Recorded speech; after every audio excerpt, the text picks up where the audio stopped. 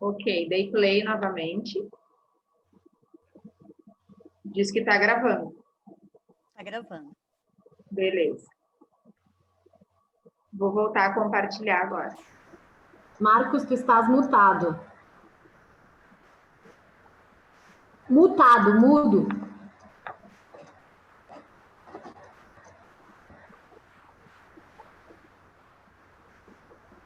Agora sim. É? Isso, Agora perfeito. deu, agora deu. Esse é o problema do dedo, o tal do dedão, assim, o dedinho, né? Dedinho. Tá, tudo certo. Essa Tá tela, eu adiante. penso que eu aperto uma coisa, eu aperto 3 coisas e fica meio... Deixa eu pôr de novo aqui na minha tomada. Vou pôr aqui. Então. Tá. Maravilha. Adiante. Beleza. Para isso? Tá, beleza. Bom. Não, eu acho que fazendo a leitura, vocês conseguiram ler? Isso está tranquilo? Como é que está o andamento, o acompanhamento da disciplina, a leitura dos textos? Está mais tranquilo? Está produzindo menos estranhamento? Como é que isso está para vocês?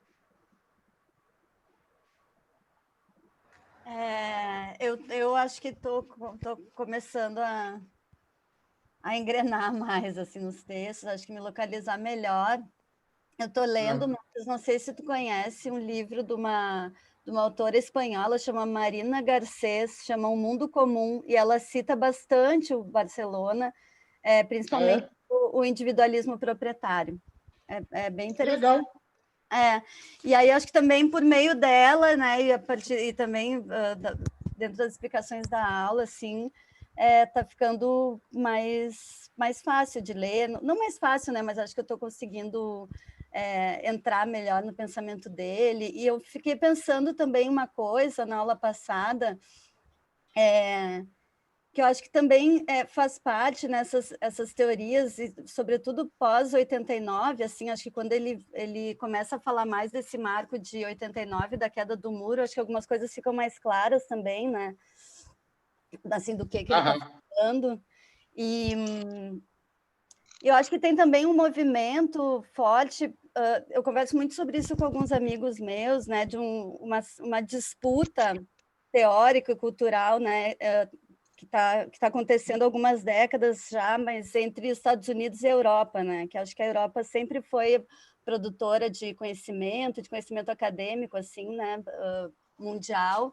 E acho que nas últimas décadas os Estados Unidos estão se movimentando para produzir também, né, teoria, né, teoria acadêmica, principalmente na área das humanas, assim. Então acho que tem também esse movimento, né, de enfrentamentos, assim, de perspectivas de mundo. Eu fiquei pensando um pouco nisso, assim, nesses teóricos que fazem frente também a uma teoria das ciências humanas muito norte-americana, que eu acho que a gente vem encontrando aí nas últimas décadas. Não sei se faz sentido.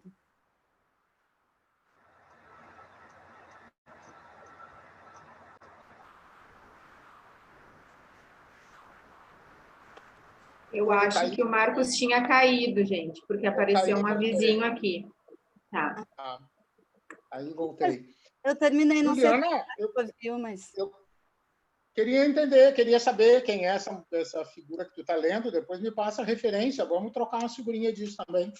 Te passo sim, foi indicação de uma colega com quem estou fazendo um trabalho numa outra disciplina, ela estuda Merleau-Ponty, e essa filósofa espanhola é bem merleau-pontiana, assim, e ela traz bastante o Barcelona e essa ideia desse universalismo moderno, né? Ela vai falar dessa subjetividade contemporânea, né, por meio desse universalismo moderno que o Barcelona trata também. Ô, Gil, como é que é o nome da obra que eu não te escutei antes? Um Mundo Comum. E qual é o nome da autora?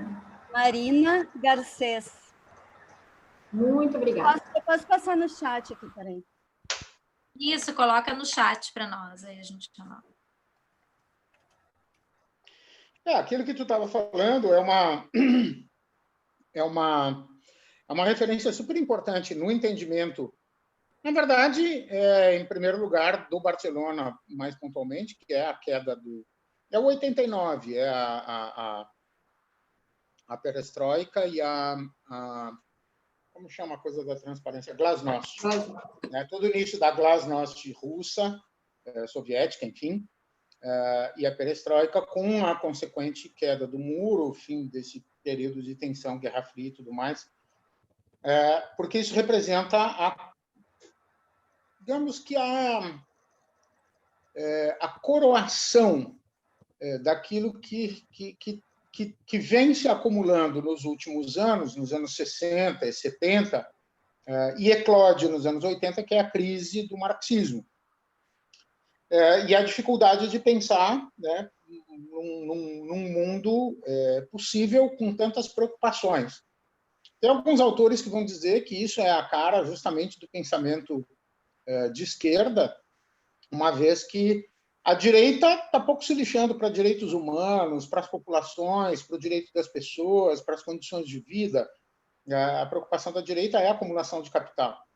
E justamente a esquerda, que se preocupa não apenas com a subsistência e tudo mais, mas também com as pessoas, essa quantidade de questionamentos acaba tensionando a forma de leitura do mundo e aí colapsa, né?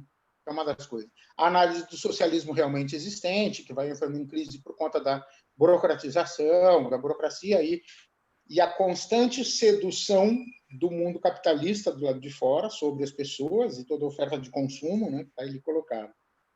E o Barcelona, em particular, como um comunista, um cara que vem trabalhando com essa leitura justamente do projeto de reforma do Estado e uma forma de entender o comunismo dessa maneira, ele é um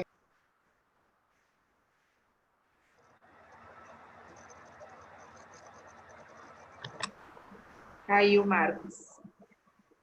Caiu. Mas daqui a pouquinho ele volta. Acho que vai ser um pouco assim hoje, né? Por causa do telefone.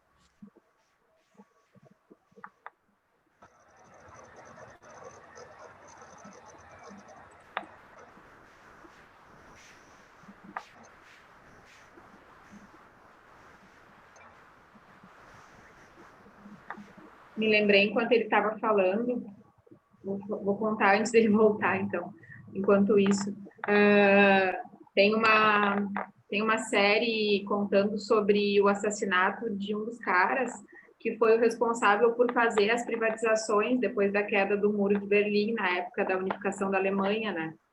E justamente nessa série vai mostrar bem, assim, esse atrativo do lado capitalista, mas, ao mesmo tempo, uns dilemas, assim, de quem vivia na Alemanha Oriental, de interesses que não eram exatamente, né, se transformar numa Alemanha capitalista, tinha algumas ponderações, assim, e esse cara vai começar a investir em privatizar tudo, assim, e ele vai virar um problema, né, porque se queria um projeto que contemplasse algumas coisas ainda da Alemanha socialista, né? Se chama Morte em Vermelho, se não me engano, a série. E mais do que o assassinato dele, é interessante para entender esse contexto, assim, bem nesse período pós-queda do muro, né?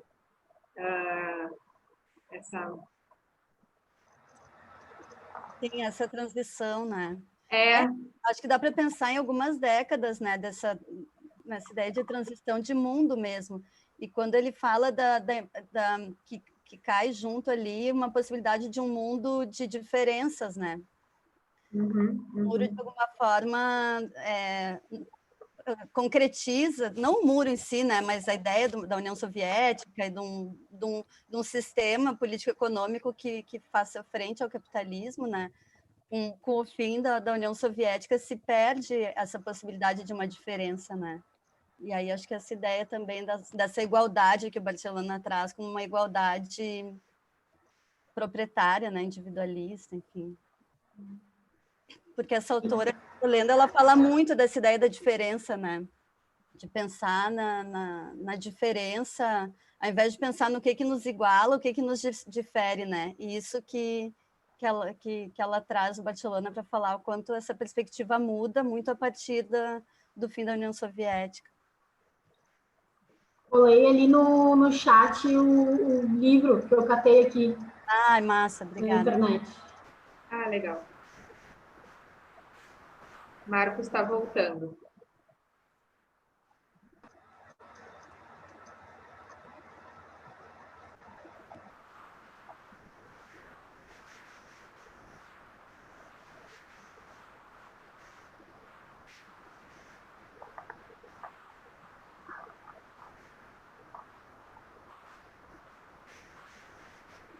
Gurias, boa Diga. tarde para todas.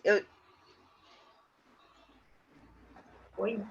Oi, pode Oi, falar. eu tô com dificuldade de abrir o texto pelo link. Eu não consigo abrir nem no PDF, nem no link. Tá, eu tive essa dificuldade, Andréia, pelo link direto. Eu copiei e colei numa outra janela, tá? Posso te Isso, enviar daí- aqui já. Mas a gente Ai. pode mandar por aqui, por favor, por favor. Eu tive meu em off esses dias, mas preciso recuperar. Gratidão, gurias.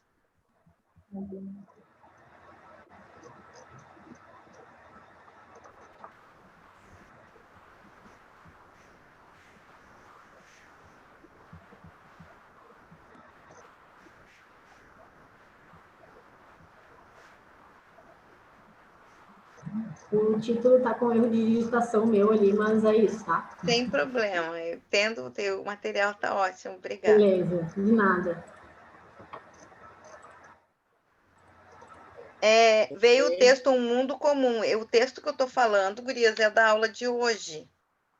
Ah, tá, ok. Ai, perdão. Isso, é Entendeu, que né? O veio que eu dois. fiz. Vou Perfeito, salvar os perfeito. dois, então. Obrigada. Beleza, de nada. Isso. Já salvei o outro, agora tá. Ok, ótimo. Perfeito. Obrigadão.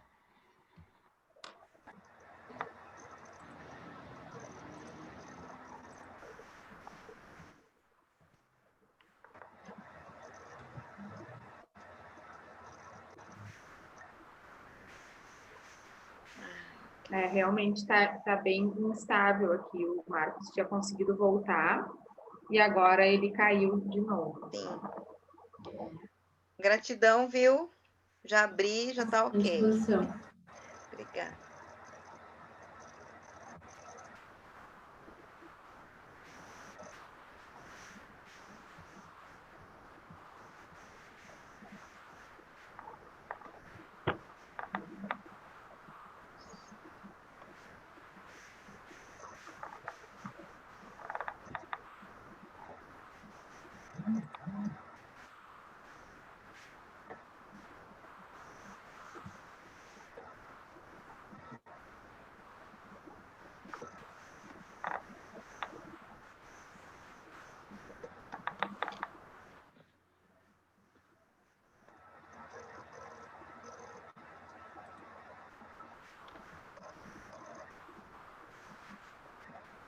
Te vemos e tu tá com o microfone aberto.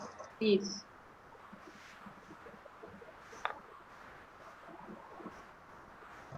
Eu voltei. Que inferno isso.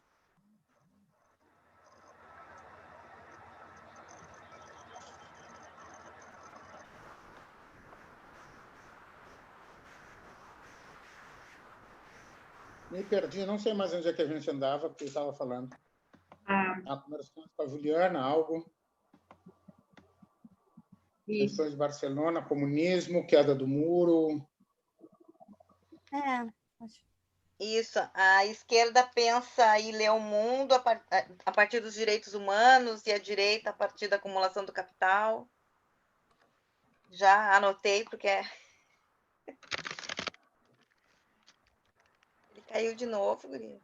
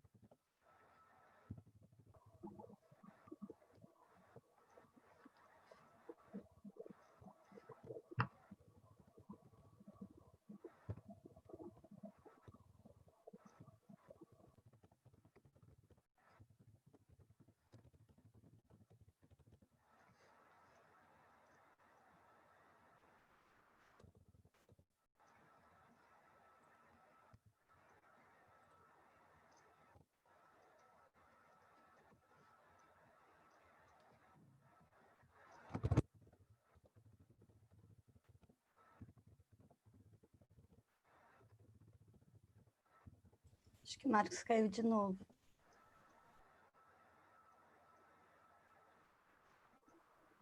E como ele está no 3G, eu acho que talvez o Zoom fique meio pesadão, assim, e deve estar caindo. Não sei se é por isso, 4G.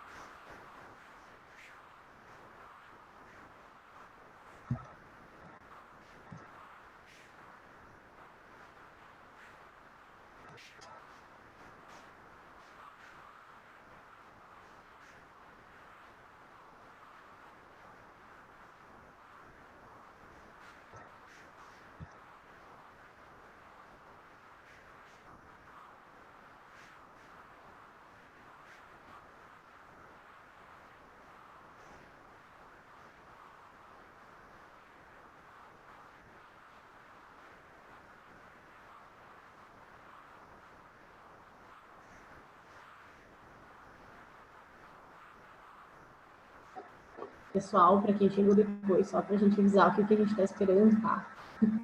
A gente está tentando esperar um pouquinho a estabilidade do sinal do professor Marcos. Então, não sei se estão todos acompanhando aqui.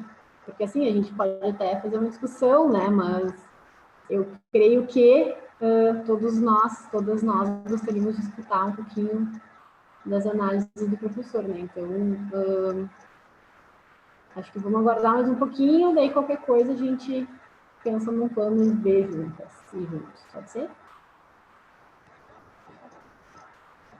Pode ser. Beleza.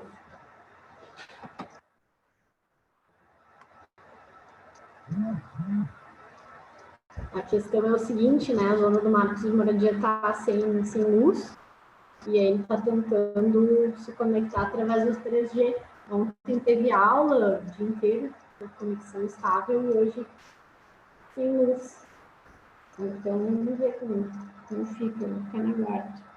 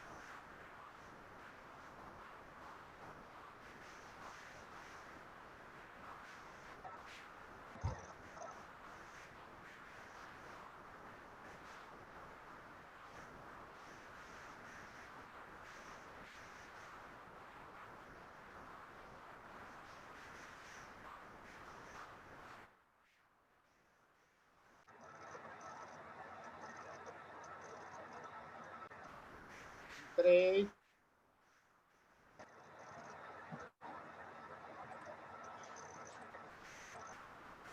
Oremos. Beleza, te escutamos. Gabriela, isso é que nem teu pai e tua mãe lá que estão sem luz. Eu estou precisando de força para conexão. Assim, tá? Uma incorporação muito leve. Então, talvez, não sei, Marcos, se faz diferença, como está a tela compartilhada, talvez se tu tirar a tua câmera, eu não sei se isso faz diferença aí para ti, tá? Câmera, estou só com áudio. Estou só com Beleza. áudio agora.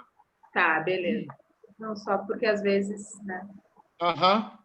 Ah, entendi. né?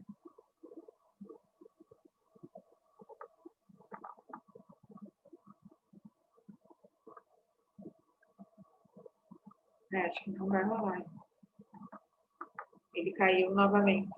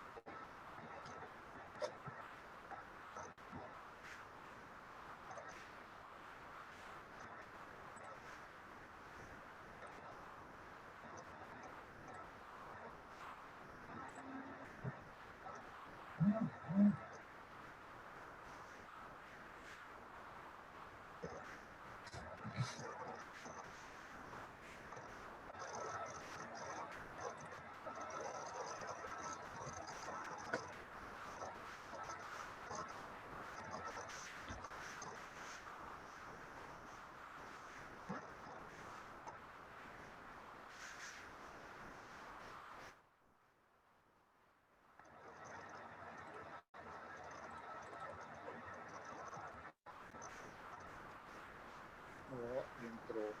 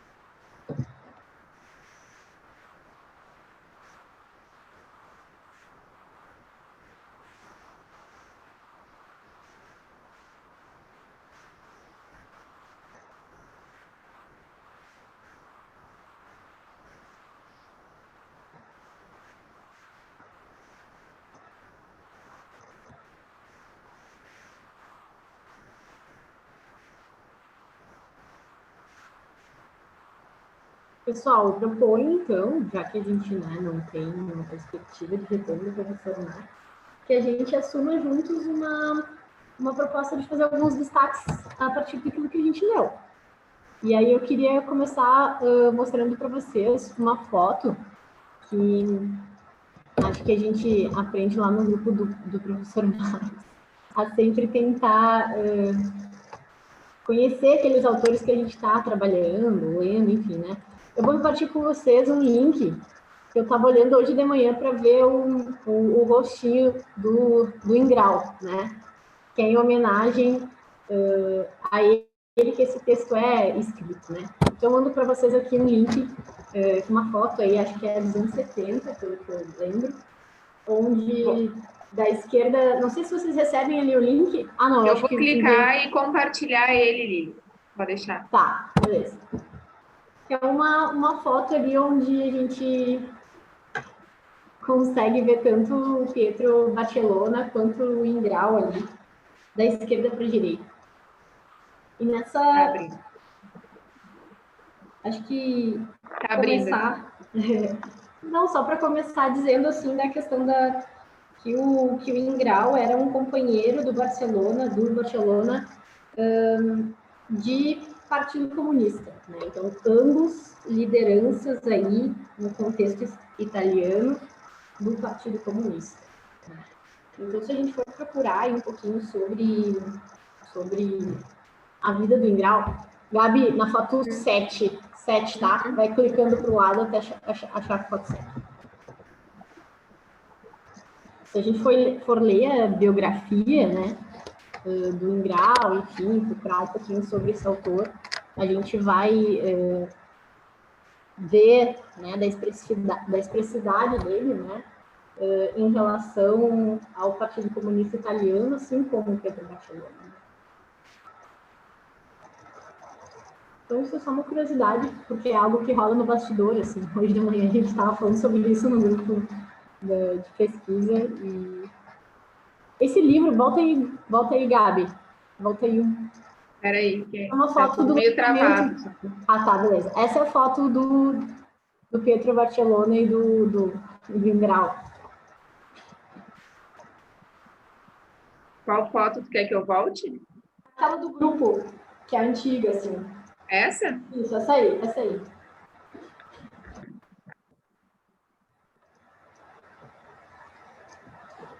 Essa a gente consegue ver os caras.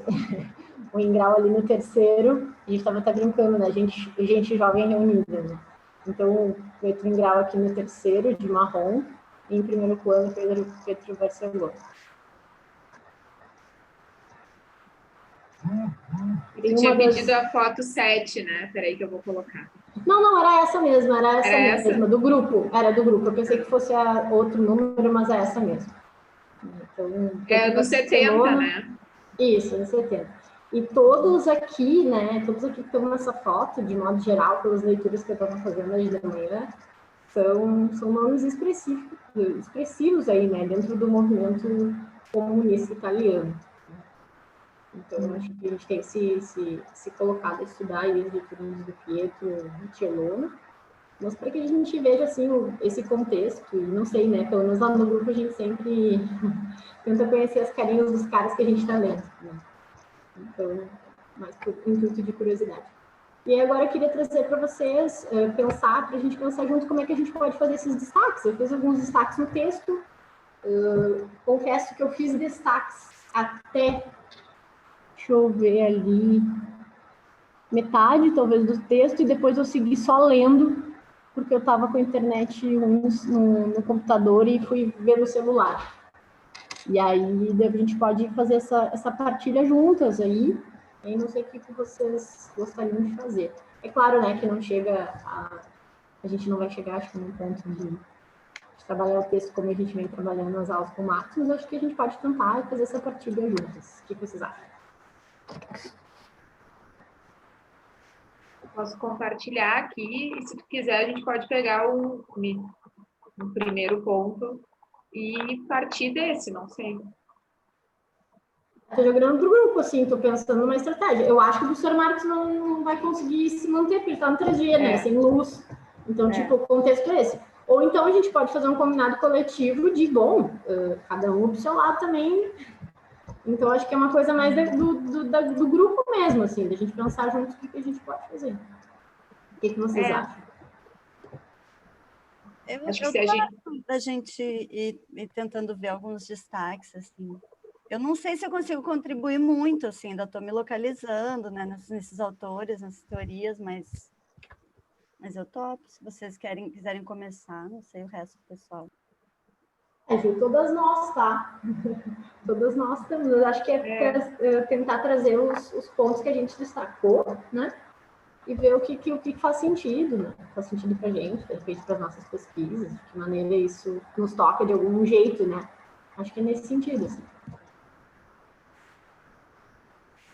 Ou então podemos dar tchau até semana que vem também, não tem problema, combinado nosso. Se a gente der tchau, né? Se for uma opção, eu acho que agilizaria bastante a gente conseguir trazer um recorte para o início da próxima aula, né? Já que a gente vai ter um outro texto ali, a gente conseguir trazer algumas coisas, assim, sei lá, se cada um trouxer alguma coisa para a gente iniciar na aula que vem, acho que agilizaria um pouco, se for essa opção. Senão a gente segue, e acho que os recortes que se traz hoje de cada um, assim, não necessariamente vai seguir, né, o debate tal e qual, assim, que a gente vinha vendo, mas talvez a gente traga outras coisas, né? Não sei, outros elementos aí que talvez não sejam tão específicos do texto, aí deixa mais aberto. Alguém tem o WhatsApp dele? Eu acho que alguém é orientanda dele, né? Isso. Sim, a gente está em contato aqui com ele. Ele não vai conseguir, Gurias, porque ele está de 3G, né? Então ele está sem luz ainda. Ele tá aflito, essa é a frase, ele está aflito. Não, eu acho até para não deixar ele nervoso, né? Porque esse momento, assim, é bem intenso mesmo. E eu não sei quem está entrando em contato, quem sabe pergunta para ele essa ideia que a Gabi deu agora, que a Gabriela deu, de quem sabe a gente traz ideias na aula que vem junto com outro texto, né? Não sei. Sim.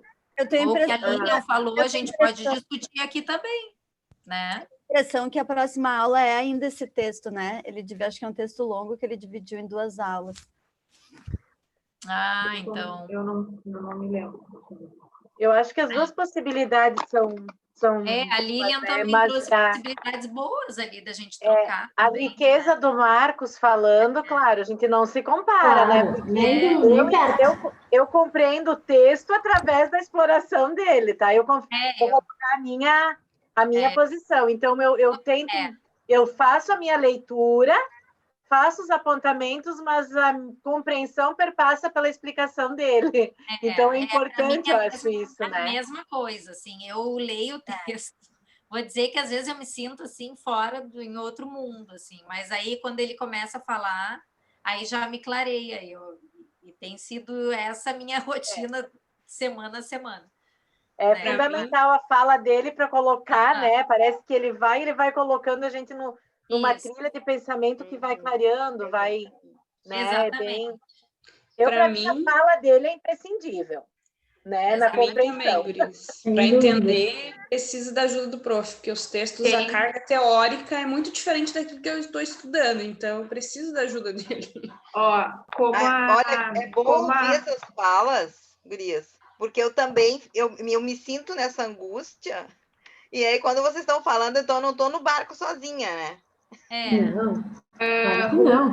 Ruby, como tu disse, a aula que vem, tu disse ou a Ju disse, a aula que vem seguiríamos esse texto, então acho que isso não... Daí a gente tem um problema a menos, talvez, né? Porque a gente tem mais uma aula para esse texto. Só essa informação. O Thiago colocou no chat ali que a próxima aula vai ser a continuação deste texto. Isso. Né? Então... Exatamente.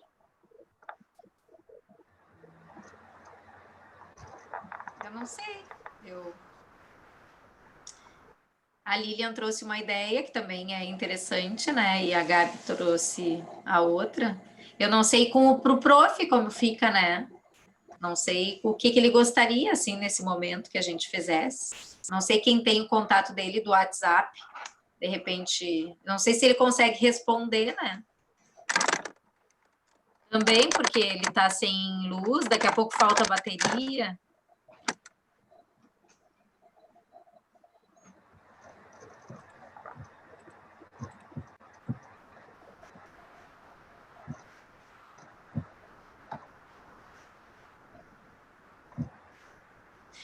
Mas comentando sobre isso, como é bom não se sentir sozinha, né?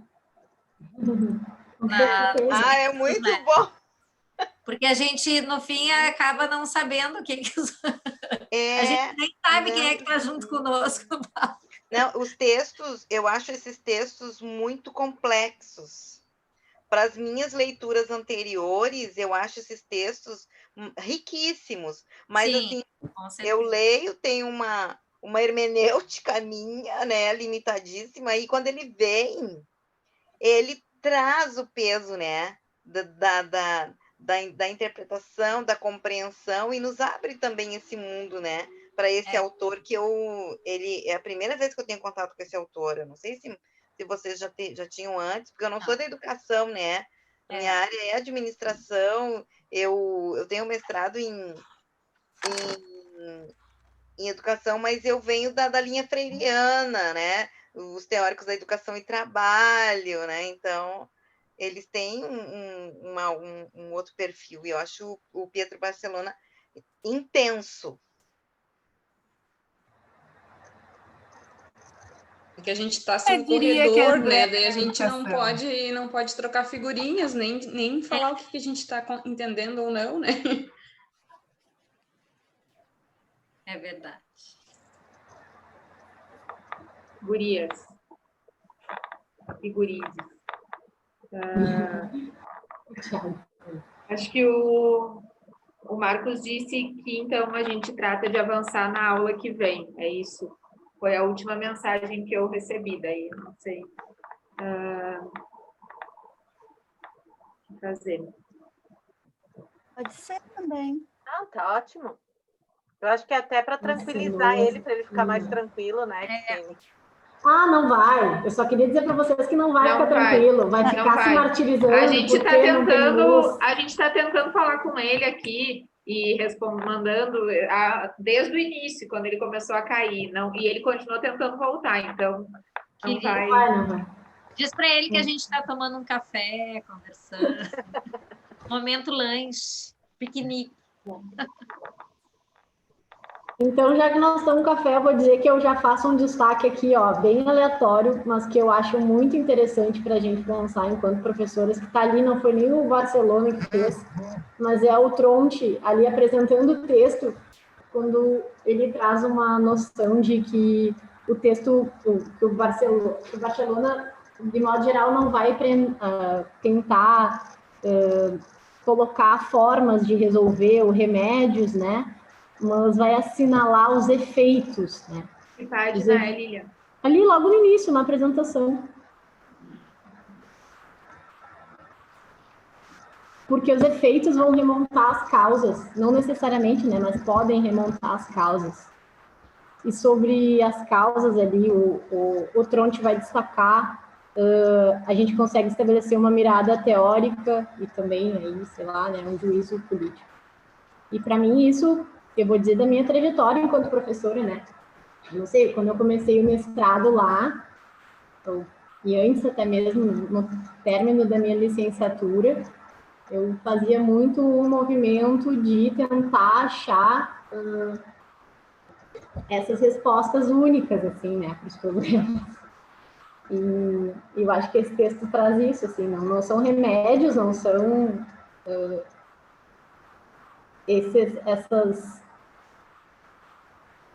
não é nessa perspectiva de solução, né, do texto trazer soluções, mas traz uma perspectiva sobre os efeitos que o contexto traz, né, que essa política do sujeito de massa vai trazer, né, do sujeito individualista vai trazer. Então, são os efeitos disso operando na organização, no contexto de prática, né, social. Então, para mim, só essa apresentação já dá um pouco da ideia do que traz o Barcelona e, para mim, né,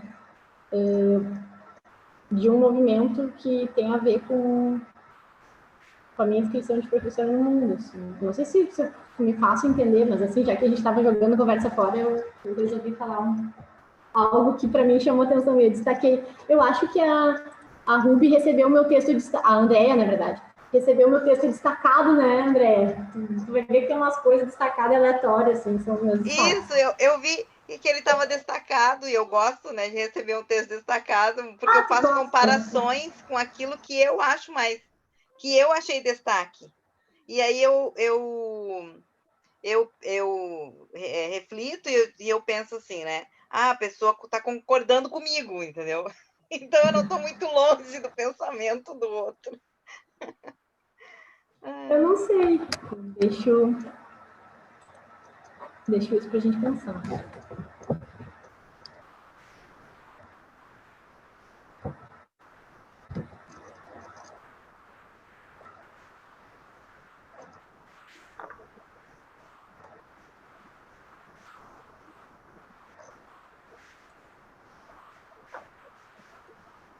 Eu acho que, não sei, talvez disso que tu diz, né, Lili, tem um movimento, assim, de pensar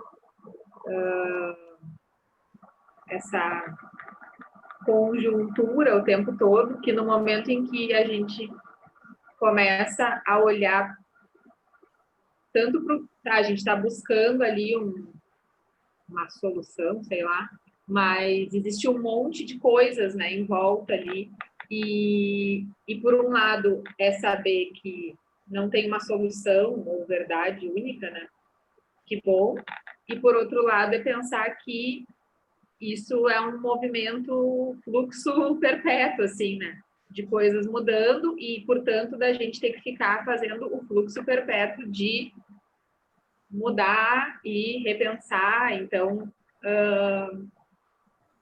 é quase cansativo se a gente for pensar assim, né? Mas, ao mesmo tempo, é o que permite que a gente sobreviva aí nesse mundo doido, né? Que é esse ficar o tempo todo olhando para aquilo que é político, para tudo que está em volta, né? Da nossa prática, assim, eu acho.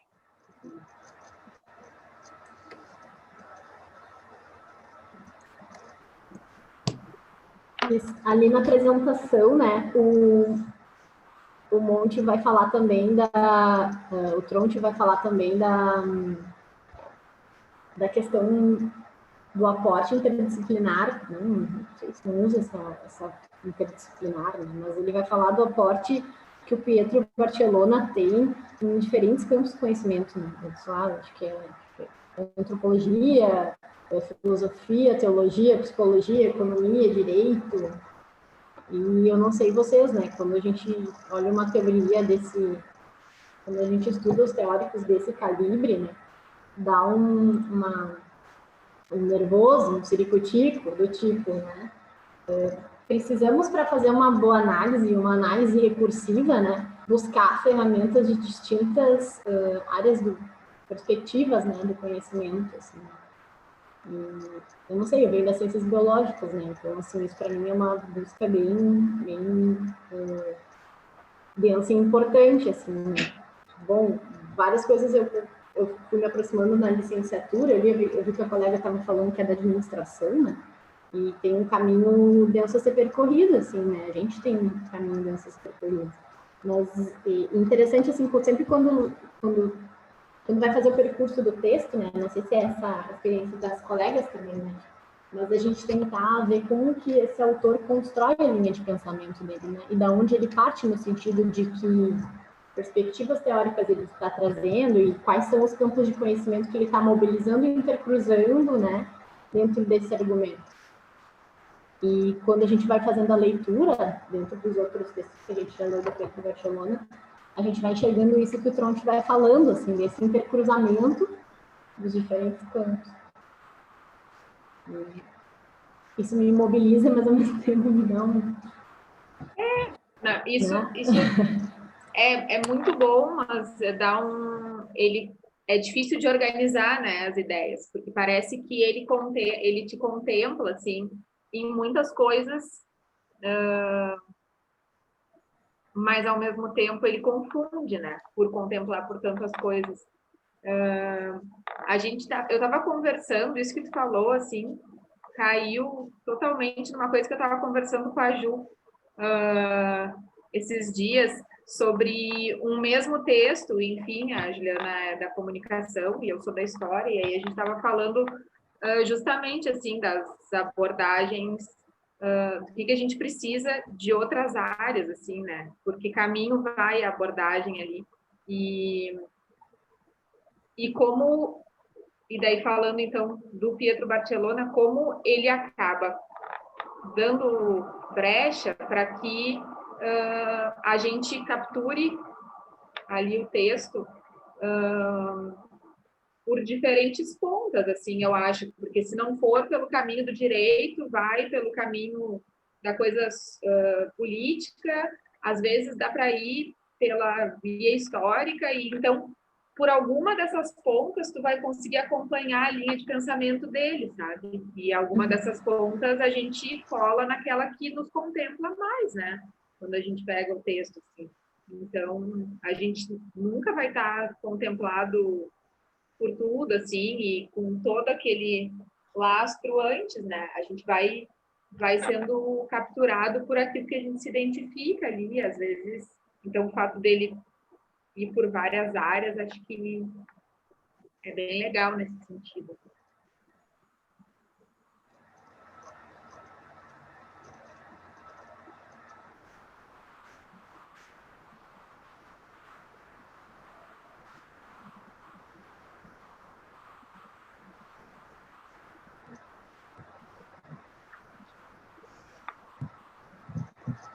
Ali na 136, ali na sequência da 136, 137,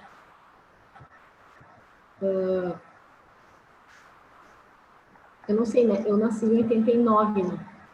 Então, caiu o muro. Essa memória, caiu o muro, eu nasci. Então, essa memória, essa narrativa, né, sobre... achei muito interessante o jeito como ele coloca, o Pietro coloca ali na sequência, acho que ali no segundo parágrafo, da 137, que ele vai falar que quando cai o muro, né, que a gente está num momento em que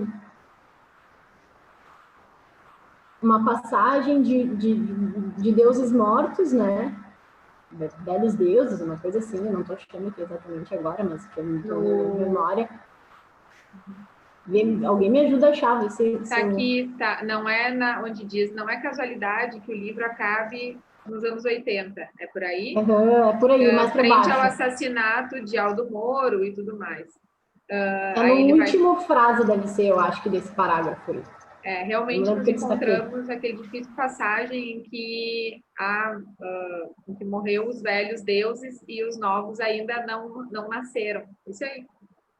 Esse limbo aí mesmo, é esse aí que tu quer falar. É esse limbo que eu quero falar. Não, esse limbo que eu quero falar. E o quanto não saímos disso, né? Tipo assim, 89. Tá? Essa é a sensação quando eu leio, né? É interessante pensar esse período, e então, já que tu disse, eu nasci em 89, eu nasci em 84, e eu me lembro quando o muro caiu. Mas, enfim, é interessante porque a gente consegue pensar sobre toda uma geração que vem depois, né? Para o bem e para o mal, assim. Então, o quanto isso foi também dando um perfil, sei lá, de quem veio a partir daí, né? O que foi os anos 90 e olhar isso agora, em 2020, assim, faz com que a gente consiga, acho que, analisar algumas mazelas, assim, do que estão acontecendo, coisas que estão acontecendo, pensando um pouco em quem é que está agora, né? Quem é que estava se constituindo, assim, nesse momento de... De que ano que é o texto, gurias? Eu tenho notado. Me lembro. É porque eu tenho... É 2013, será? É porque eu tenho a impressão que os novos deuses já nasceram agora, né? Não sei se quando eles tinham nascido. Mas eu acho que os novos deuses já nasceram. Não para o bem, acho para o mal. Aqui. Sim. Eu tenho a impressão que esse limbo do qual ele se refere, assim, da queda do muro, ali, acho que talvez de meados dos anos 80, né? Início dos anos 80, talvez com esse enfraquecimento da União Soviética, até... 2007. Até mais ou menos por aí. Eu acho que eles nasceram por aí, os novos deuses. 2007.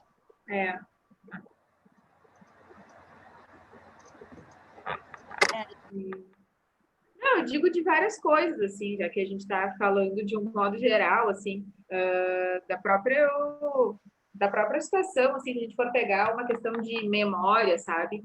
E história, e olhar para, por exemplo, um momento em que coisas do tipo, a gente falou de direitos humanos, né, na aula passada, o texto da aula passada falava sobre isso, assim, então pensar num contexto em que a gente se encontra, como, né, que a gente se encontra em um contexto onde certas questões que até então estariam colocadas como violações, enfim, de direitos humanos, e aí tu pega tortura e repressão e tudo mais, estão sendo relativizadas, né? Então, de onde é que sai essa gente que está agora aí relativizando esse tipo de coisa, né? Não só quem nasceu nesse período aí que a gente estava falando, nesse limbo aí, mas também quem já era nascido e estava ali, ou enfim, quem vem depois, mas para a gente olhar o que foi percorrido, assim, a gente de repente pode pensar em Brasil,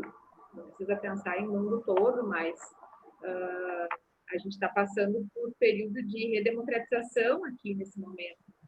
E como é que a gente se encontra agora, né? Como chegamos nesse ponto, assim, em termos políticos, né? E em termos da questão da memória mesmo, sabe? Eu tenho a impressão, Gabi, que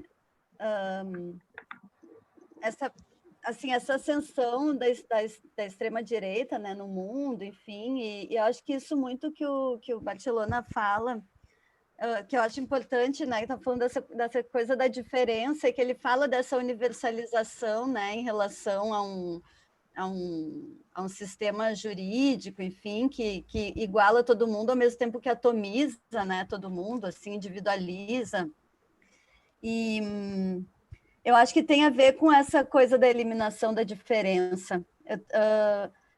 Tem um amigo, assim, um estudioso, né? Eu não li isso em lugar nenhum, mas ele falou uma coisa muito interessante uma vez, que ele fala que até o fim da União Soviética, o capitalismo, claro, pelo discurso, né? Não pela prática, porque a gente teve muitas ditaduras capitalistas pelo mundo ao longo do século XX, mas pelo discurso, o capitalismo sempre teve que se distinguir do comunismo pelo discurso da democracia, dos direitos humanos, né? Então, seria uma opção em relação ao diferente, que era o outro sistema, que era o comunismo, uma opção da liberdade, né? Embora a gente saiba que isso não era verdade, mas o discurso sempre foi esse. Com o fim da União Soviética, que também é mais ou menos o fim de uma possibilidade, né, de um outro sistema, a gente tem um sistema global, né, que é o capitalismo, que é o sistema global, inclusive os países que ainda são comunistas, de alguma forma, já se sujeitaram, né, a esse sistema. O capitalismo ele pôde abrir mão desse discurso democrático, né? Porque ele não precisa mais se distinguir do outro, não tem mais o outro para ele se distinguir. Então, o capitalismo pode agora ser autocrático, como sempre foi, de uma forma, inclusive, discursiva e teórica, porque não tem mais a outra opção, né? Então, essa eliminação do diferente que cria uma situação de que, já que, como não tem o outro, né, a gente pode ser autoritário o quanto quiser, assim. Não sei se isso conversa exatamente com o texto do Barcelona, mas acho que é uma... Não sei, mas faz sentido. Faz sentido. E essa ideia da diferença, né? Dessa eliminação da diferença, esse universalismo. Faz sentido. Para mim... Essa ideia de aldeia global, de sistema único, né? De um mundo conectado, tu não precisa mais ter essa distinção, né? Ouvindo vocês falar, para mim faz total sentido, assim, isso que a Juliana trouxe, assim, porque quando a Lilian trouxe esse recorte do texto, eu fiquei me perguntando, né, o que mudou para mim enquanto professora e militante na época que eu já era, né, e eu não me lembro da queda do muro, desse momento histórico ter me impactado, né, até porque eu era professora no interior, então, né, lá também a gente ficava longe demais da capital, né, então,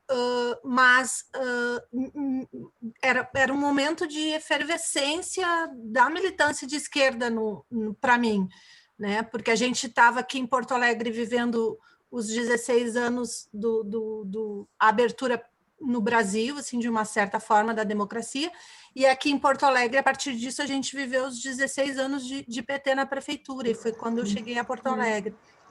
E logo depois, diretas já, a eleição, e já a gente tendo o Lula se candidatando à presidência, né? Então, olhar para esse marco histórico e pensar que ele foi, né, um momento em que a coisa começou a dar para trás, para mim é meio contraditório, porque era exatamente o momento que a gente estava na rua, que a gente estava na luta, né? Mas daí, quando a Juliana traz essa perspectiva, eu me dei por conta disso, realmente, porque naquela época, a gente de esquerda comunista comia criancinha, agora a gente tem que defender o direito básico à vida, né? Então, é bem essa questão do discurso, né, que o capital tinha naquela época, que era de transformar o pessoal de esquerda em monstro, e agora ele não precisa mais, realmente, né? A gente está tendo que defender o óbvio, né, para se manter numa perspectiva um pouco mais humana e um pouco mais de socialista, né? Porque já nem comunista já não nem chega perto, né? Então achei bárbara essa colocação dela, assim, porque ao mesmo tempo que eu estava refletindo sobre, não, mas para mim não teve tanta ruptura, tanta mudança, aí quando ela vem com essa perspectiva, ficou claro, assim, realmente, essa questão do discurso, e uma coisa que o professor Marcos tem trazido muito nas aulas, essa questão, né, do quanto, né, a palavra, o que se fala, o que está por trás de tudo isso, né. Esses significantes vazios, né, que a gente estudou. E entrando nessa discussão que a Ju traz ali também, né, no quanto estava conectado ou não com o texto, né, Ju? Acho que sim, porque é uma questão que tu falaste sobre a supressão das diferenças, né?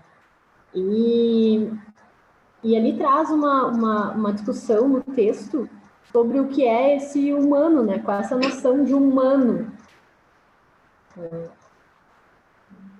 E o que a gente consegue ver, né, dentro da conjuntura sobre o que é esse humano, ou sobre esse modo de ser humano, né, a gente tem muito claro sobre que humano a gente está falando. Ou, né, se a gente for separar, assim, entre eles e nós, né, de que humanos estamos falando.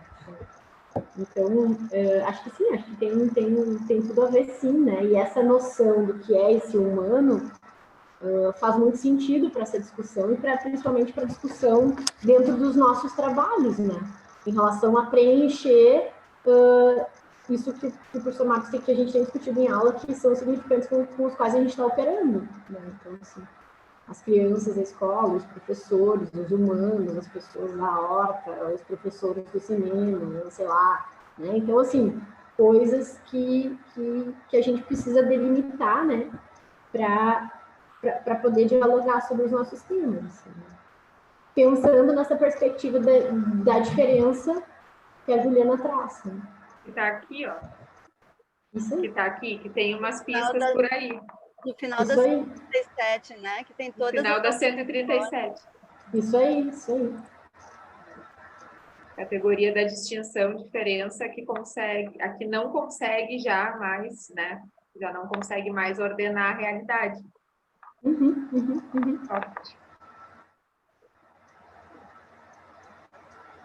Todas as oposições se conciliaram, né?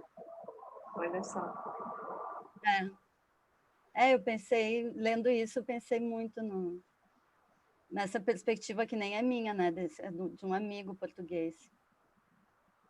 E aí o que a Lorena falava ali, de ter que defender o óbvio, porque, enfim, dizer aquilo que não é mais tão fora do diferente, né? Dizer como é que faz aí esse discurso a partir desse momento.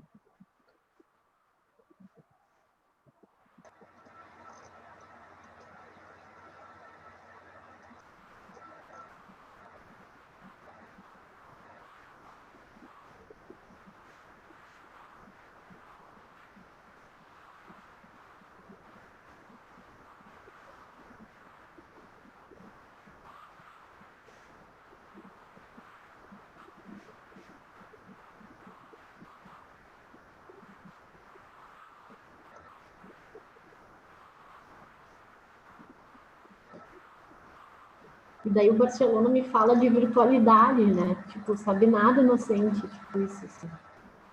Achei muito interessante, dei risadas quando eu li da questão da virtualidade.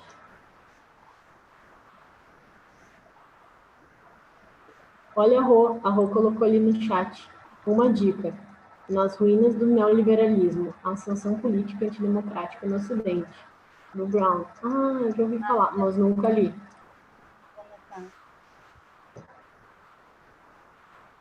Tentando colocar aqui para nós, mas eu não consigo baixar aqui o meu PDF, mas me comprometo de passar para vocês.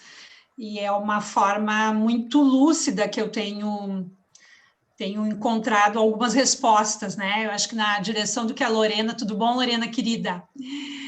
Nessa direção que a Lorena está trazendo, e cada vez que eu leio o Barcelona, assim, graças ao Marcos, diga-se de passagem, né? Graças à tradução do Marcos, eu também me coloco como as meninas, eu venho tentando aqui entender por que estamos desse jeito, o que fizemos, o que nos levou, né, a ficarmos desse modo, e aí a gente começa a analisar, à luz da Wendy aqui, esse movimento acontece desde a Segunda Guerra Mundial, né, bem focado, bem direcionado, bem organizado, e que passou por nós muito despercebidos. E também com a Duno, né, a gente viu assim, o Brasil, eu vi a minha cidade, eu vi o estado, eu vi o país, né, toda uma força democrática, e hoje eu me vejo nas 3 esferas numa força altamente antidemocrática, né? E o mais sério, gurias e gurias, é ver docentes, né, postulando a antidemocracia, né? E ver pessoas com as quais a gente dialogou, que a gente foi para a luta, que a gente carregou bandeira, postulando, né, esse movimento neoliberal, acreditando que é dessa forma. Então, isso coloca em xeque, né, o valor das nossas experiências, né, quais os significados dessas experiências, afinal, e como é que a gente continua elaborando, né, tudo isso, né, e como é que essas pessoas, né, e essas pessoas, eu digo, às vezes é o meu filho, é o meu marido, é o meu amigo, é o meu vizinho, né, a minha prima, sei lá quem, como é que elas ressignificaram essas experiências, e que hoje não tem o menor sentido, e que vamos, né, sigamos para o individualismo, né?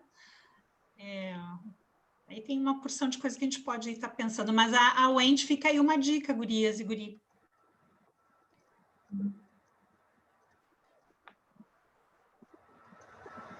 Estou até procurando aqui, Rô, para ver se consigo compartilhar. Eu tenho ele em PDF, porque eu estou fazendo... Na verdade, já concluí a primeira edição, que é As Pensadoras, né? Então, a gente só lê feminismo, só meninas. E a primeira aula foi com o material da Wendy, né? Essa autora, mas não conheço. A gente terminou, gurias, Terminei quinta-feira com a Maria Lugones, que vai trabalhar o conceito de decolonialidade, né? Decolonial, também que era algo assim que eu gostaria muito de me aprofundar, mas agora eu já sei ao menos quem é a autora que pode me ajudar, né? No sentido de decolonizar e não descolonizar, né?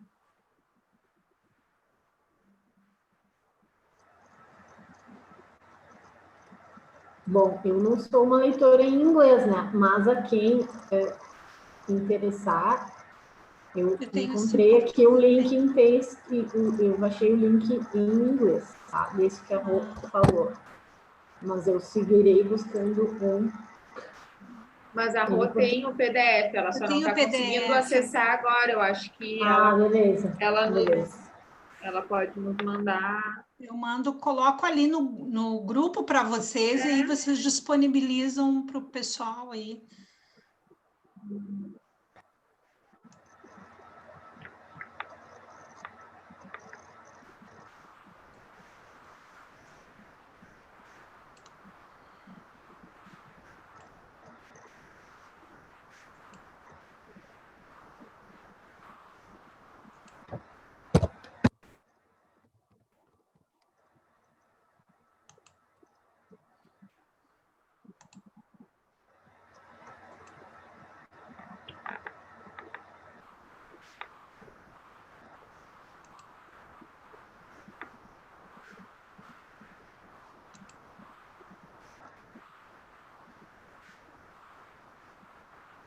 Rosane.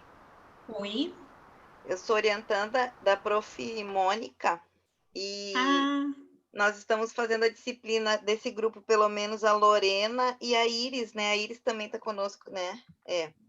E ela traz um aporte teórico sobre decolonialidade do poder, né? A partir de escritores latino-americanos. Uhum. Então, é uma experiência, assim, para mim, ao menos, maravilhosa, né? E se você tiver interesse no futuro, não sei para que lado vai a tua pesquisa, talvez seja uma dica de uma disciplina que tu possa fazer, tá? Obrigada. Claro que tu vai falar que tu é orientadora ou tu orientadora, né? Depende da linha que tu tá trabalhando, mas às vezes compensa. Consegui, Gurias, estou conseguindo colocar para vocês a Jenny Brown aqui, a Wendy, aliás. Tá indo, tá carregando.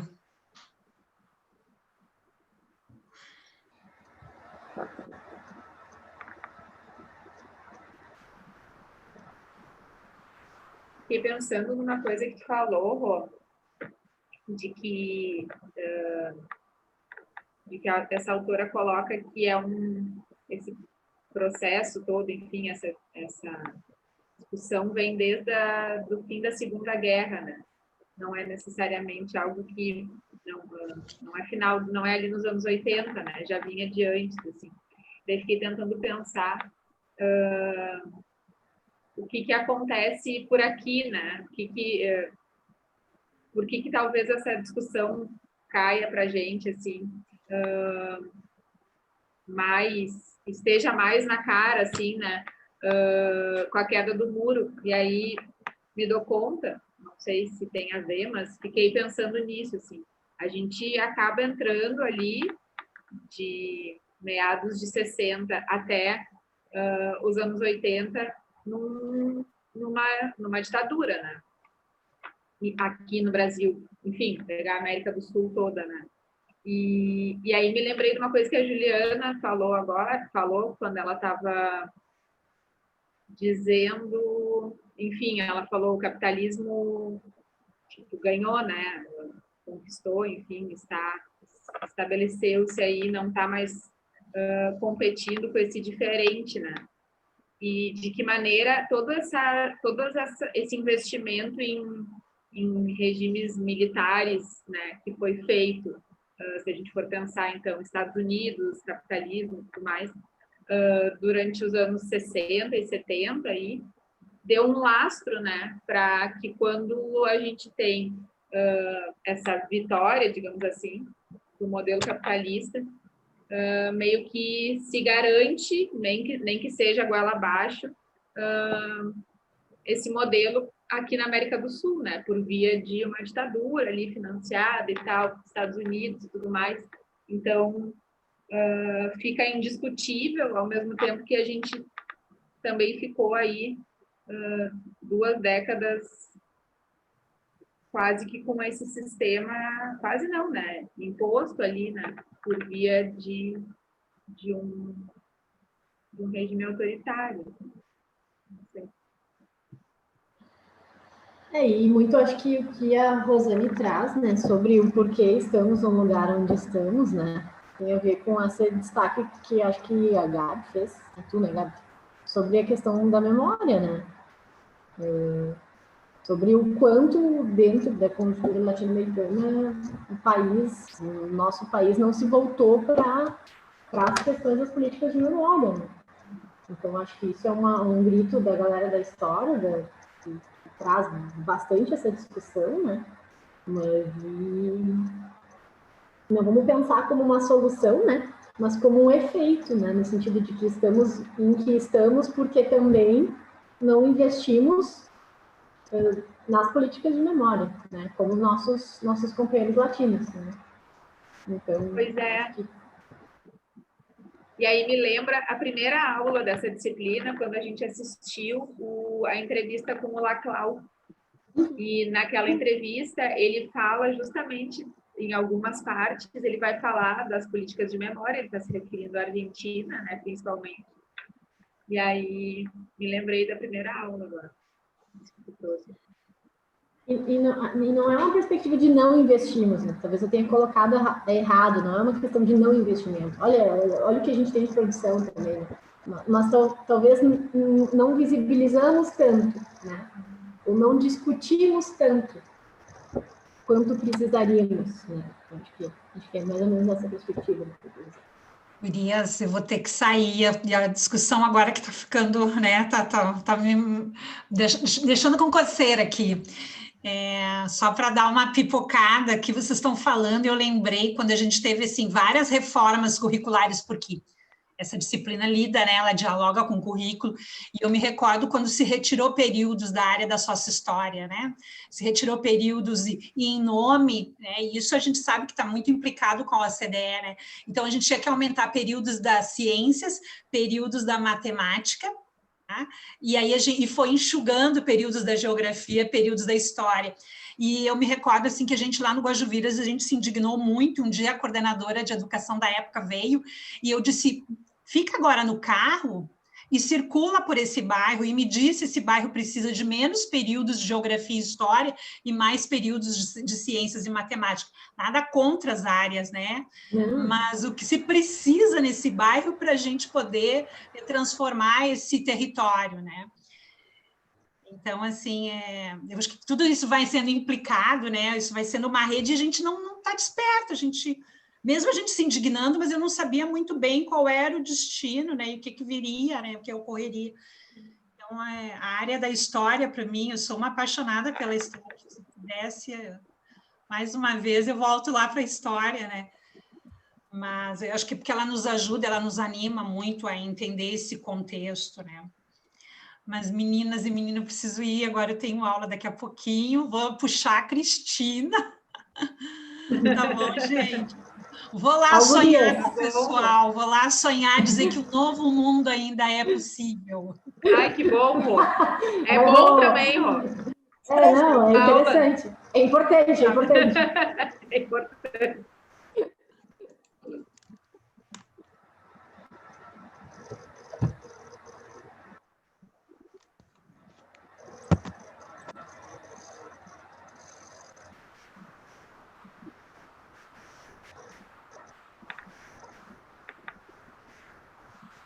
Isso que a Rosane falou, lembrou o texto aquele sobre o currículo político, né?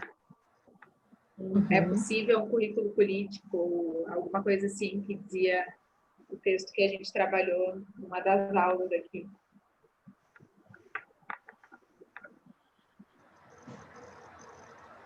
Eu ia falar, quando a prof falou, a partir do que a Lilian disse, eu ia dizer, aí entra o papel da educação, né, de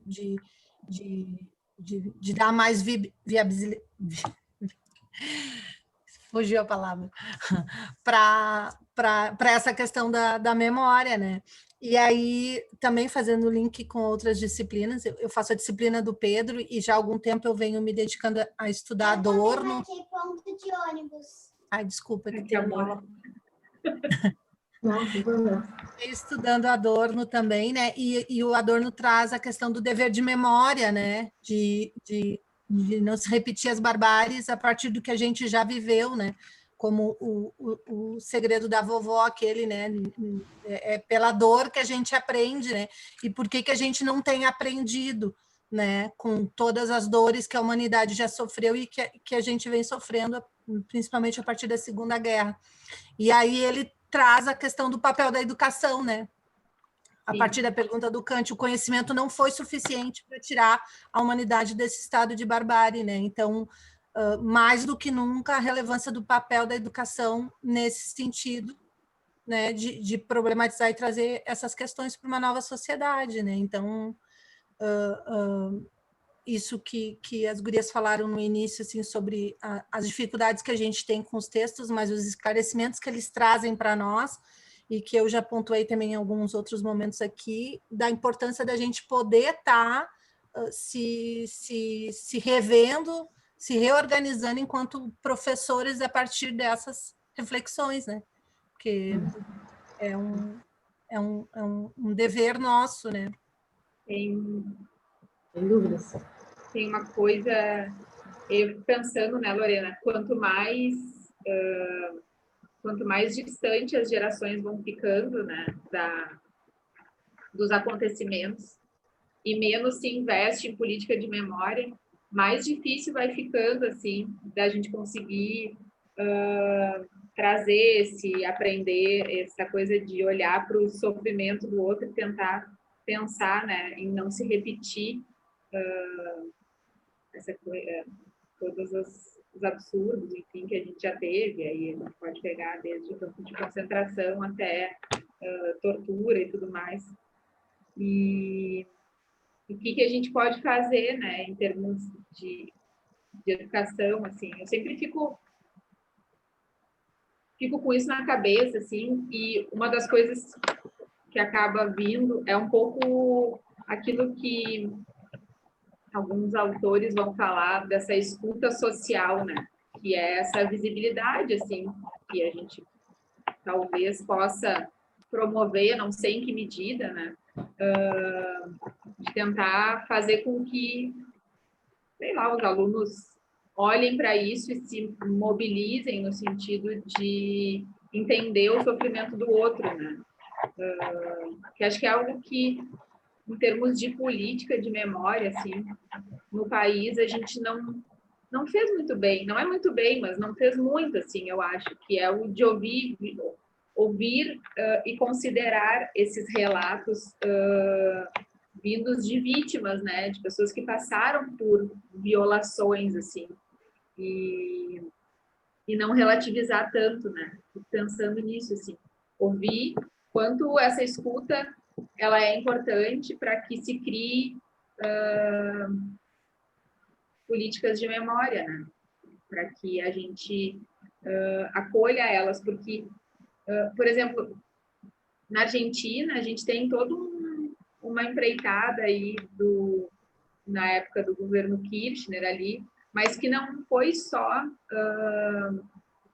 em termos de, enfim, ressignificar os espaços e tudo mais, né, do período da ditadura e tudo mais, mas que foi, e aí vai no ponto que tu trouxe ali, na educação, né, foi tarefa da educação também mobilizar aquela geração ali para que eles conseguissem entender do que estava se falando, né, então, e isso ser uma coisa primordial, assim, entender esse sofrimento e não colocar ele em questão, né? Assim, a validade, eu acho. Aí entra essa questão que a prof. Rosane trouxe da questão da colonialidade, né? Porque, assim, isso que tu traz também tem a ver também com o valor e o conhecimento que a gente tem dos nossos povos originários, assim. Com relação à América Latina, eu conheci poucos países da América Latina, mas os poucos que eu conheci, eles tratam os seus povos originários de uma outra forma, eles dão outro valor. Aqui no Brasil, eu estou com quase 50 anos e eu nunca fui num museu indígena, né? Então, assim, porque isso é uma coisa que a escola não me propiciou, né, esse conhecimento, nem como professora. Se contar as missões, tá ok, né, mas as missões a gente pode dizer que, né, tem uma boa dose de manipulação ali do que está exposto, mas é isso que a gente tem de conhecimento dos nossos povos originários, né, então, que até também eu estava discutindo na disciplina do Pedro sobre as questões éticas, né, dos povos, né? E aí que a gente faz muita comparação do Brasil com a Europa, né? A Europa, o povo é muito ético, é muito correto, né? Mas e se a gente olhar para os nossos povos originários, mais ética que aquele povo tem do que é certo, do que é errado, do que se deve ser feito, né? Então, se a gente não tivesse sido colonizado e sido explorado e sido a nossa cultura ter sido apagada, talvez a gente fosse tão ético quanto, né, a Europa se diz ser, né, porque a gente sabe também que não é bem assim. Mas, e é esse movimento que eu tenho trazido nos lugares onde eu tenho passado, da gente olhar mais para o latino, para nós aqui, e não se espelhar tanto com os povos europeus, porque se a gente for pensar historicamente, e aí tu sabe mais do que eu, né, Gabi, a história, mas a Europa, ela é território de exploração, né? O que eles conquistaram foi através da exploração e da completa falta de ética. Né? Então, e viraram referência daí depois, né? E viraram referência, né? Então, é exatamente isso, assim, né? Da gente, o quanto o nosso processo educativo, quanto as nossas instituições, né? E aí entra isso também que a prof. Rosane falou, né? Das mudanças curriculares, da importância que foi dado para algumas coisas e para outras não, né? A gente está estagnado e que ele traz nesse texto, assim, também, né? A questão do quanto se perdeu, né? Desse humano e em função disso tudo, né? Dessas questões todas. Mas a importância do papel na educação e não querendo também jogar para a educação toda a responsabilidade, né? Mas o quanto a gente tem de importância para poder também, né, fazer parte desse movimento. Eu também quero. Gurias, mais uma vez eu cometi uma gafe. A prof. Rosane é do programa. Ela não é do programa, ela é prof da Escola de Humanidades, da graduação. Ah, tá, não, igual, peçam desculpa para mim, quem está no grupo com ela, eu indicando a disciplina da outra prof para ela, é uma pessoa sem noção. Não, mas é que eu não conhecia ela. Não, Rosane, muito tranquila. De vez em quando eu pago uns micão, assim, que às vezes eu nem ligo mais para tanto mico que eu pago. Ai, bem-vinda às pessoas que pagam mico. Bem-vinda. Chamo ela de prof ainda, porque ela foi minha prof na graduação, mas ela também não se prende a isso. Assim. Então alguém fala com ela, por favor. Imagina, Andréia. Porque tu que só conhece as pessoas virtualmente, porque começou nesse ano desse jeito, vai esperar saber todo mundo de onde é que é. Imagina. Ai, Jesus amado. Olha, me perdoem mesmo por isso. Capaz da gente se encontrar nos corredores lá e não se cumprimentar. É verdade. Vai acontecer um crachá. A gente podia pensar um crachá com as fotinhos virtuais, porque daí dá para fazer. Isso, a foto do Zoom no crachá. Burocrata, tô brincando. Mas vou mostrar para vocês, olha só. Deixa eu ver se eu estou aqui com ele. Lá no colégio, a gente... Deixa eu tirar aqui para tu mostrar. Tirei. Ó, a gente... Por causa da máscara. Então, todos ganharam um crachá com a foto. Né? E realmente tem gente que vai ali no crachá e olha o crachá. De longe. Eu acho que dialogando um pouquinho com o que a Lorena estava trazendo, né, em relação o que tem a ver a educação com isso, né, o campo da educação com isso, o que a gente tem a ver enquanto docente com isso, né. Eu queria resgatar ali um trecho da página 139, eu penso que, né, a escola tem a ver com isso se tiver empenhada em construir um projeto que tenha um pouco disso que o Barcelona traz ali, que é essa sensação de existir junto a outros e de experimentar a materialidade e a corporeidade de um espaço coletivo. Para mim, isso é a substância, assim. Então... E é o que eu acho que a gente também está sentindo um pouco de falta, né? Esse virtual está nos tirando esse vínculo, né? Essa corporeidade. Essa parte corpórea, né? Isso, obrigada, Rubi. Da escola, né? Do espaço escolar. Eu acho que fazendo link com a nossa realidade, isso é imprescindível mesmo. E a impressão que dá agora, assim, é que a gente lutou tanto para chegar ao espaço corpóreo, né? Eu que sou da área, assim, puxando o saco para braço, mas assim desse reconhecimento, né, do corpo e da mente unificados e trabalhando juntos, né? Parece agora, assim, que, sabe?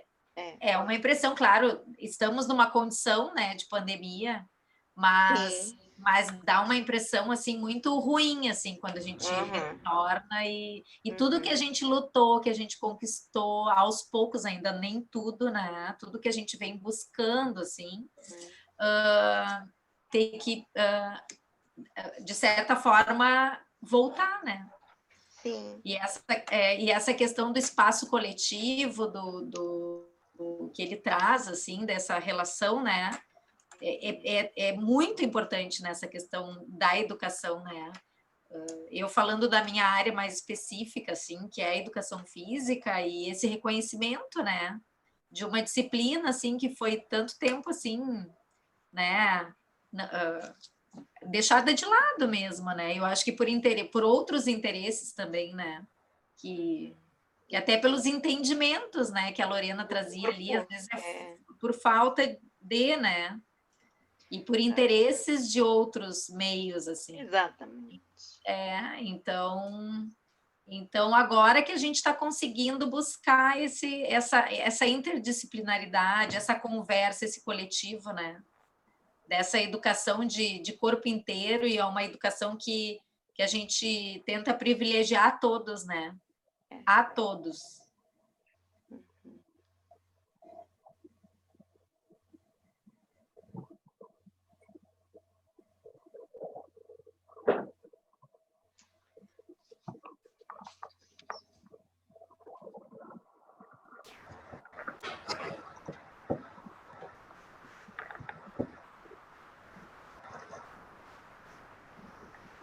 E pensar, né, Rubi, que tão pouco quando a gente estava, a questão da presença diz dessa condição de ser um espaço coletivo, nesse sentido que ele está trazendo no texto, né?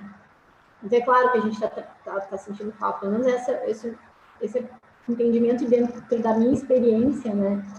É isso que eu percebo também. Essa presença, não necessariamente ela vai estar envolta de laços de solidariedade, né?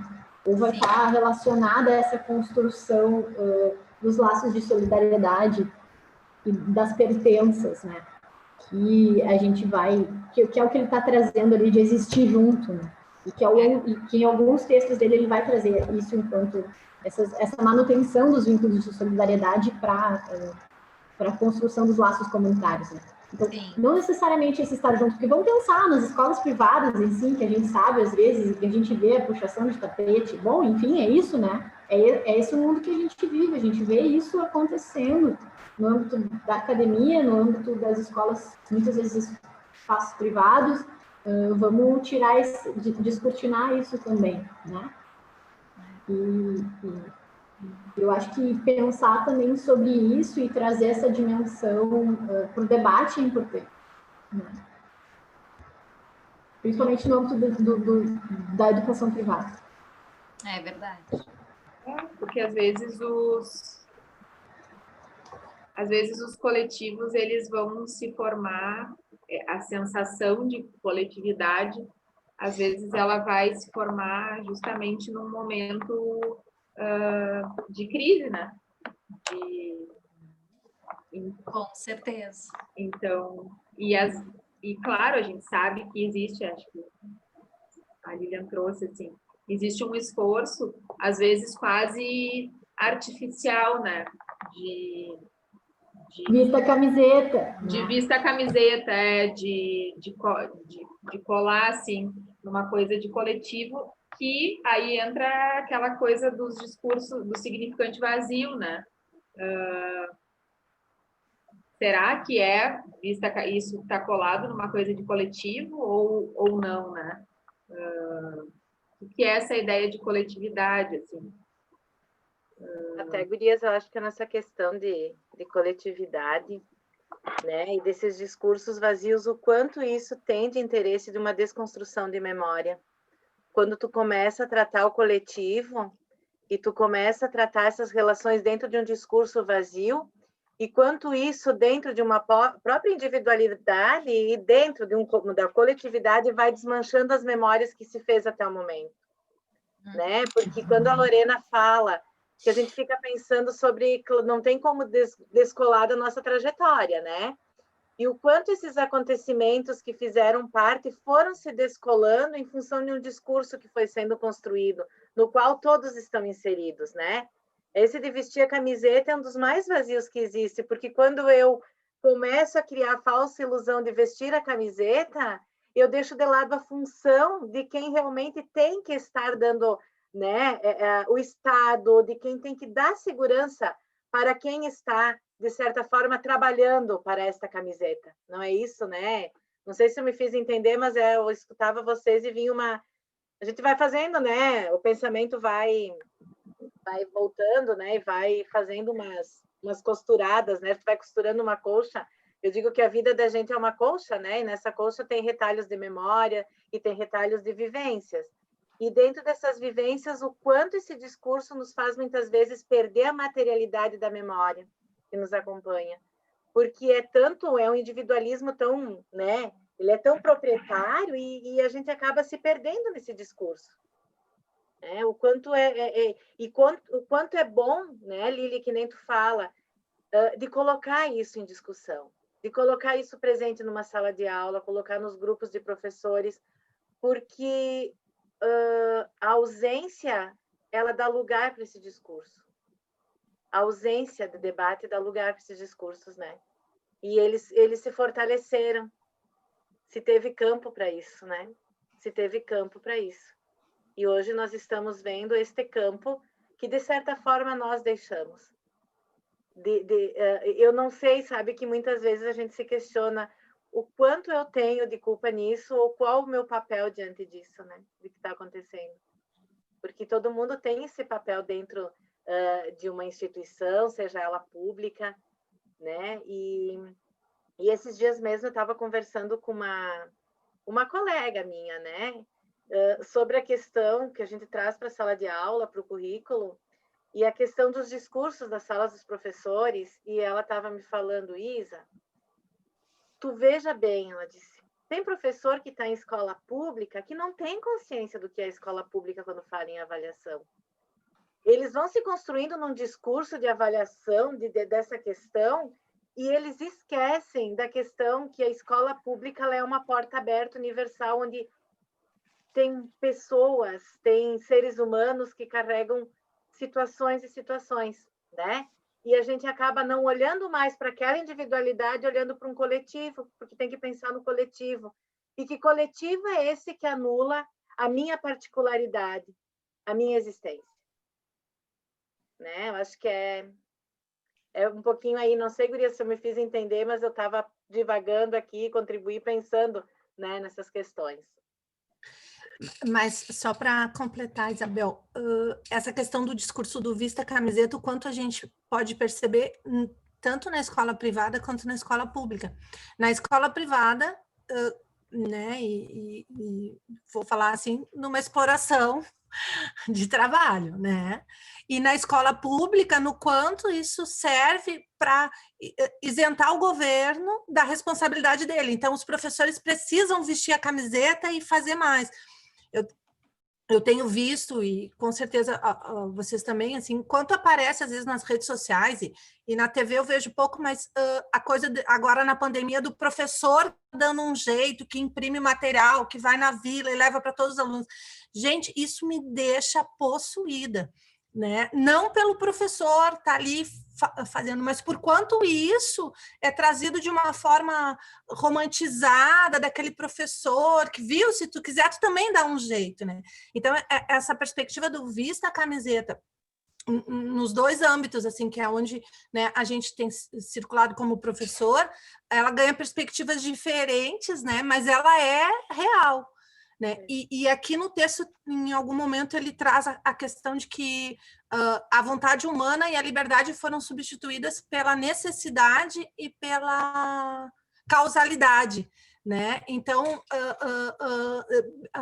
consegui fazer esse link, assim, não sei como, mas disso, assim, né, do quanto isso que tu disseste, assim, o individual se apaga por nome desse coletivo, mas que não é um coletivo, de ideias iguais, de lutas iguais, não, é um coletivo para um bem, para um interesse de alguns, né, e não pelo coletivo da massa mesmo, que está ali e que tem as suas necessidades. É essa parte aí. É bem isso, Lorena, né? Até essa questão do discurso é o discurso do professor herói.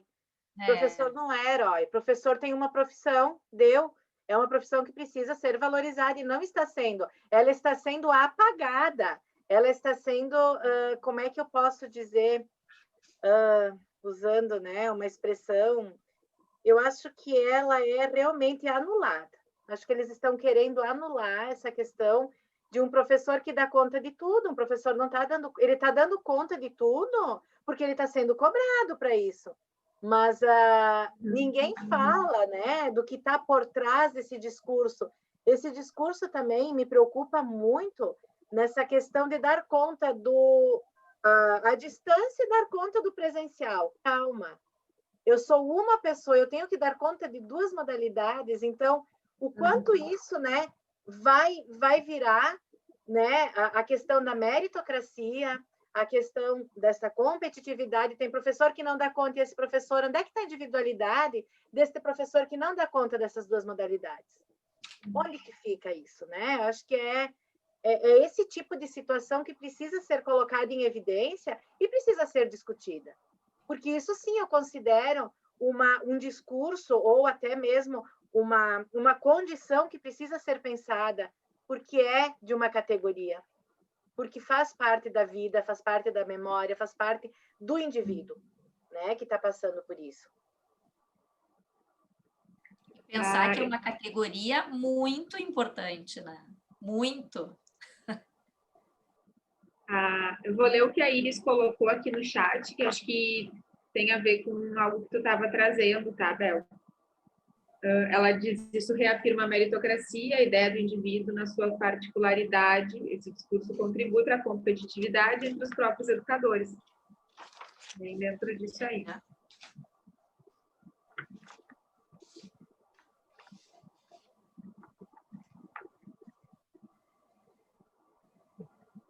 Próprias políticas governamentais contribuem para isso, né?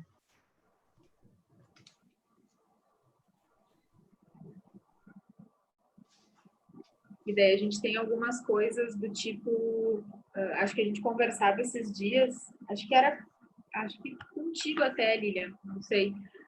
A gente tem, por exemplo, o Simpro premiando todos os professores simbolicamente pelo prêmio Professor Inovação e ao mesmo tempo não nos garantindo nada em termos de não ter que voltar, entendeu? Ou qual é a situação, assim, a gente está vulnerável para um monte de coisa, mas o sindicato me mandou um prêmio ali simbólico para eu me sentir realmente, né, eu sei, eu consigo lidar, eu estou me superando, né, e tudo mais, assim,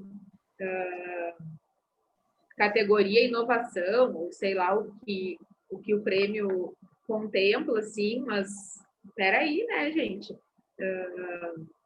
Eu estou dando aula desde março, assim, à distância, e a categoria inovação não me identifico, entende? A gente está cumprindo uma contingência do momento, sabe? A gente não estava pensando em inovar, a gente estava pensando em outras coisas, sabe? Então, assim, daí daqui a pouco a categoria inovação e o prêmio simbólico ali no Dia dos Professores que o sindicato promove, ele faz tu esquecer da tua internet que cai, da energia elétrica que tu está gastando para dar aula em casa. Quem trabalha no município e no estado, nos cortes que foram feitos em termos de benefícios, não é nem benefícios, enfim, alimentação, transporte, difícil acesso. Então tá, mas então eu tenho um prêmio simbólico ali, e isso tira, né, tipo, maquia todo o resto, assim, e ao mesmo tempo, então, se a gente for pensar, todos somos inovadores, fomos colocados nesse coletivo, então, né, Isabel, de professor inovador. Pois é, mas aí eu particularmente não me sinto assim, tu particularmente não te sente assim, não era esse o meu objetivo. Então, de novo, assim, o que a gente é, ou o que a gente está pensando em termos de educação, não está contemplado na categoria inovação, entendeu? Mas agora nós somos da categoria inovação, como assim? Até porque, ou do prêmio Gente que Faz, que me diz aí. Lembrei disso. Meu Deus. E assim, para além disso, né, tem uma questão de produção ali, que para mim me toca profundamente, que é a produção das aulas, por exemplo, né, disponibilização ad infinito nas plataformas, que isso eu acho de uma bizarrice sem tamanho, assim. Então, quando me dei conta lá no início disso, bom, as plataformas, no contexto privado, tu produz uma aula, tu coloca aquele material na plataforma, aquela plataforma está ali, né? Para sempre perpetuando, fazendo uso desse material sem, né, nenhum, né? Então, assim, é um contexto de precarização por completo. E, do meu ponto de vista, penso que muitas vezes nós reiteramos esse movimento de precarização, assim, né? Quando, nos dando conta, não visibilizamos, não trazemos à baila dos contextos em que a gente está. Então, assim, só para tirar uma areia no olho, mas é nesse sentido, assim, né? Porque no contexto da escola, eu entendo, né? Eu trabalho numa instituição privada, então eu entendo dos melindres e do quanto somos governados e o que a gente pode fazer dentro desse contexto, com certeza, entendo isso. Mas, ainda assim, a gente tem algumas escolhas. E, muitas vezes, para ser o professor de destaque, a gente não faz essas escolhas, né? Então, essa é a lógica, né? Então, assim, e aí a gente caiu nisso que o Pietro Bartolona vai falar também, né, sobre a questão dos vínculos, né? Sobre os laços de solidariedade. Não nesse texto, mas enfim. Mas, gurias, na linha de reflexão, o professor, né, ele está sendo cobrado e vai ser conceituado tanto quanto o estudante que não tem acesso. Tem professores que não têm acesso, que não tem dinheiro para bancar uma internet poderosa. E ele vai ser julgado como incompetente nos olhos da sociedade ou dos pais. O professor do meu filho não está fazendo o que o professor do filho do vizinho está fazendo. Então, o professor do meu filho não é competente, não é meritocrático, né? Então, isso daí vai virar à tona, né? Vai ser muito mais cruel do que está sendo agora, né? Quando realmente o conceito dos estudantes vai ser medido pelo acesso que ele terá, e nós também seremos julgados, né, a partir do nosso poder de internet, né, de poder pagar uma banda larga ou uma banda curta, sei lá, né? E nós vamos ser avaliados assim. E como se, né, André, o fato de pagarmos o serviço fosse entregue, né? A Gabi acompanha a minha saga, assim, tem dias que eu estou muito bem tendo o serviço prestado e tem dias que parece que eu não existo, mas o boleto está em dia, né? Então, assim... Exatamente. Então, é isso, assim. Bom, temos um exemplar da saga hoje, né? O nosso professor.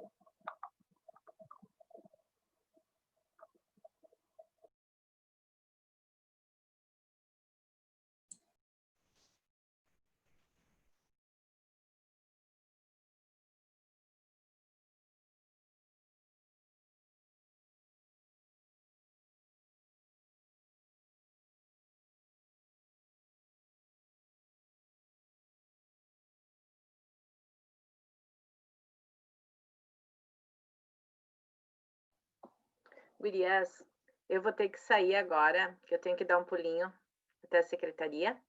Depois eu tenho aula. Obrigada. Foram reflexões muito boas. Se cuida, Bel. Obrigada. Vocês também, tá? E a gente se fala. Até terça. Um beijo, Isabel. Tchau. Tchau.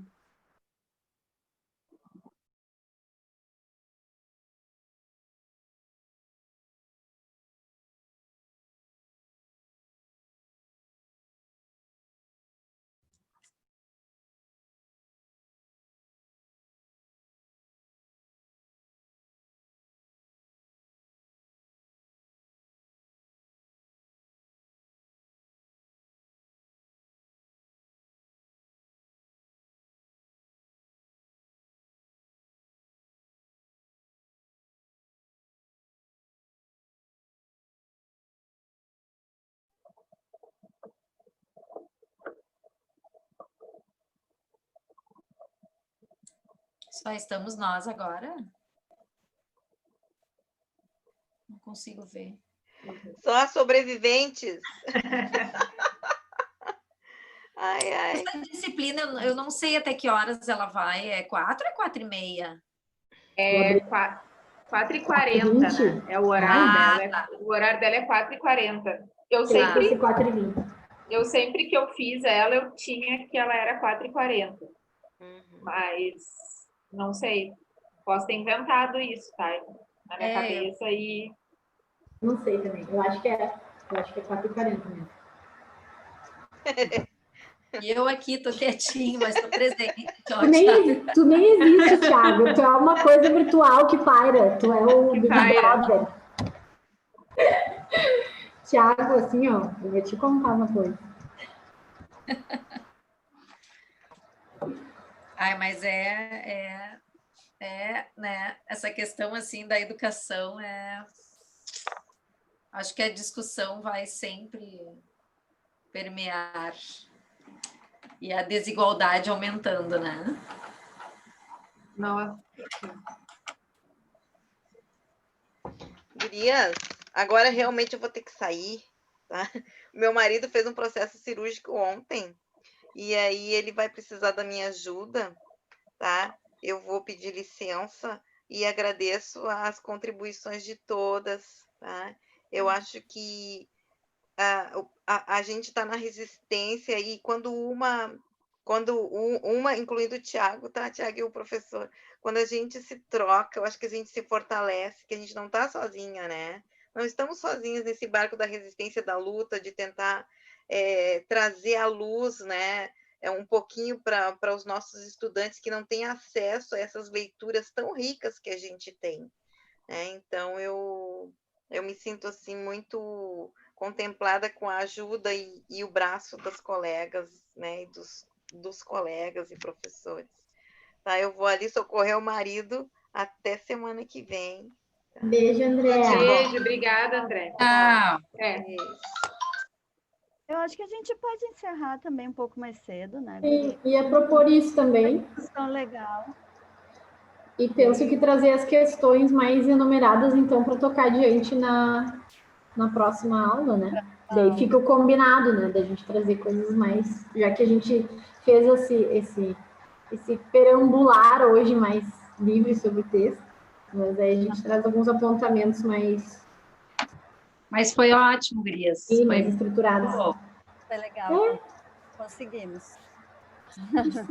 Acho que sim. Acho que a tentativa é essa, né? Da gente tentar pensar aí sobre as coisas do texto e como é que ele nos afeta também, né? Para além das questões mais densas e teóricas, né? No sentido mais... A gente faz o percurso junto com o professor Marcos, né? É o tipo de exercício que a gente acaba fazendo, às vezes, em duplas, assim, né? Com um colega mais próximo, ou com um colega do grupo, né? Que a gente pega o texto, ai, fulano, tu viu, Gabriela? Não sei o quê.